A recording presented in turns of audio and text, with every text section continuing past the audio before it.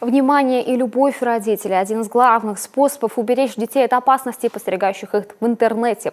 К такому выводу пришли участники дискуссионного клуба в Сыктывкаре. По их мнению, не только контроль со стороны Роспотребнадзора, полиции и педагогов, но и полное доверие в семье помогает ребенку избежать многих проблем.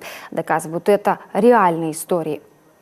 Девушка, 8 класс, полгода общается с мужчиной, якобы из Белоруссии, да, на самом деле неизвестно откуда, который, в принципе, выстроил с ней очень хорошее взаимодействие и имеет серьезное влияние на нее.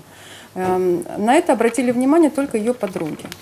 В силу того, что есть еще факты того, что она является участницей закрытых групп, представляющих угрозу для ее безопасности, был дан сигнал и включилась образовательная организация. Социальный педагог пригласил девушку на разговор, выяснилось, что у нее есть порезы на руках, пригласили родителей на разговор, родители очень благополучная семья, они сказали о том, что у нас степень доверия очень высокая с ребенком, и эта ситуация нагнетается образовательной организацией. Подключается следственно-оперативная группа, куда входит следователь Следственного комитета. Изымается телефон сотовый, изымается компьютер.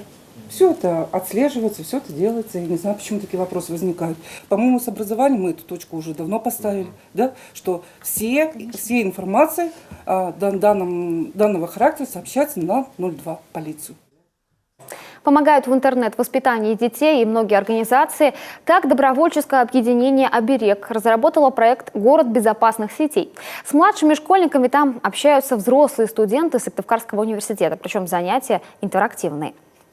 Мы разработали виртуальную игру «Живая виртуальная жизнь», где мы, соответственно, прорабатываем игру по ролям, учим детей отстаивать свое мнение в интернете, соответственно, чтобы не вызывало это каких-то эмоциональных депрессивных состояний, не приводило к каким-либо срывам.